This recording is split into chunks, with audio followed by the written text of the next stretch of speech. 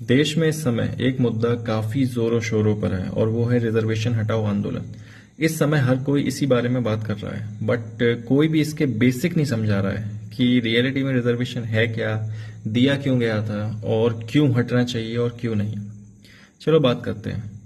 अगर हम रिजर्वेशन के हिस्ट्री में जाएं तो हम देखेंगे कि देश आज़ाद होने के बाद एससी कम्युनिटी को 15% का रिजर्वेशन मिला और वहीं एसटी को 7.5% का, तो जो कि पूरा मिला के 22.5% का है। उसके बाद 1990s में मंडल कमीशन के रिकमेंडेशन पर ओबीसी कम्युनिटी को भी 27% रिजर्वेशन दिया गया, जिससे रिजर्वेशन पूरा का पूरा 50% हो गया। इसको हटाने के लिए यानी ओबीसी का रिजर्वेशन हटाने के लिए एक केस भी हुआ था जिसको कहा जाता है इंदिरा सोहानी केस। तो Indira Sawhney versus Union of India case, इस केस में सुप्रीम कोर्ट ने भी अपना जजमेंट में ओबीसी रिजर्वेशन को सही ठहराया था। और यहाँ पे एक कॉन्सेप्ट आया था क्रिमिलियर कॉन्सेप्ट, यानी समाज के वो लोग जो अच्छे स्तर पे हैं और इकोनॉमिकली वेल साउंड हैं, यानी काफी अच्छे हैं, पैसा है, रुतबा है, सब कुछ है, तो उनको रिजर्वेशन से हटा दिया गया था।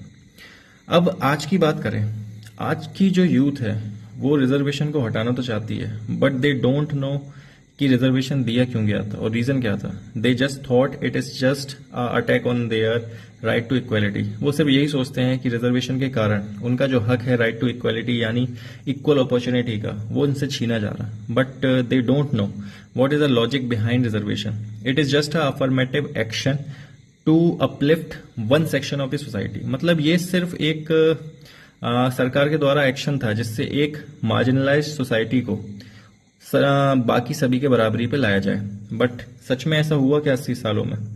मुझे नहीं लगता ऐसा हुआ, क्योंकि आज भी अगर आप गांव में जाएंगे तो आज भी कास्ट बेसिस पे डिस्क्रिमिनेशन होता है। आज भी रिसोर्स डिस्ट्रीब्यूशन में आप देखेंगे कि एससी एसटी कम्युनिटी जो है वो काफी पीछे है।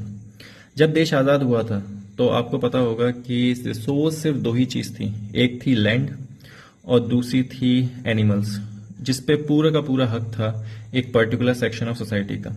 अगर आप देखेंगे आज भी गांव में जाएंगे तो जमीनों पर जो बड़े हिस्से हैं वो एक वर्ग के हैं।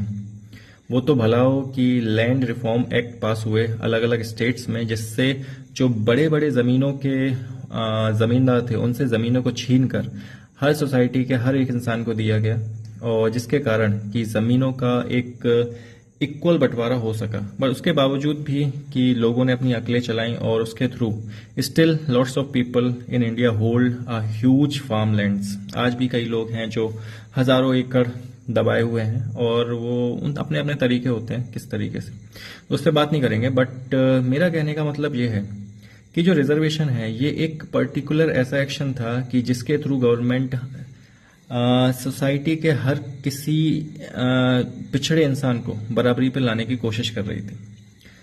बट हुआ क्या धीरे धीरे कि मॉडर्न टाइम आया और आज मैक्सिमम जो यूथ है वो इसको एक कर्ज की तरह देखती है, यानी एक शाप की तरह देखती है कि ये उनकी अपॉर्चुनिटीज को छीन रहा। बट उन्हें इस बात को समझाने की जरूरत है कि ये आपकी अपॉर्चुनिटीज को छीन नहीं रहा, ये सिर्फ किसी को अपॉर्चुनिटी दे रहा।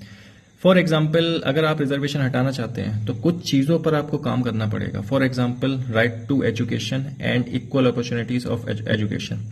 आज भी हमारे समाज का एक पूरा का पूरा वर्ग है जो कि करोड़ों में है, जो सरकारी स्कूल में पढ़ रहा है। आपको क्या लगता है कि सरकारी स्कूल में पढ़ा हुआ बच्चा किसी कॉन्वेंट स्कूल के बच्चे की बराबरी कर लेगा? भारत में तो ये इम्पॉसिबल है। बाहर जरूर पॉसिबल है। पॉसिबल क्या, बाहर गवर्नमेंट स्कूल्स की condition is 100 time better than the private school. They are giving all types of facilities in government schools as compare to private school. But India में ऐसा नहीं है। इंडिया में गवर्नमेंट स्कूल बस एक कहते नहीं है एहसान का जरिया है कि जिसके थ्रू गवर्नमेंट बस दिखाना चाह रही है कि हम गरीबों के लिए कुछ कर रहे हैं, but in reality they are doing nothing. तो अगर हम बात करें, अगर गवर्नमेंट इक्वल अपॉर्चुनिटी देना चाहती है सभी को, यानी रिजर्वेशन हटाना चाहती है, in that case government should provide equal education. एक ही प्लेटफॉर्म पर हर बच्चे की, कहने का मतलब है हर बच्चे को एक ही प्लेटफॉर्म मिलना चाहिए। अगर हर किसी का बच्चा गवर्नमेंट स्कूल में जा रहा है तो फिर चाहे गरीब हो, चाहे अमीर हो, चाहे एससी हो, चाहे एसटी हो, चाहे ओबीसी हो, हर किसी को कॉन्वेंट स्कूल में ही पढ़ना चाहिए।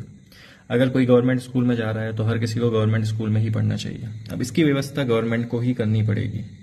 अगर गवर्नमेंट ऐसा नहीं कर सकती तो I don't think that government have any right to abolish this reservation.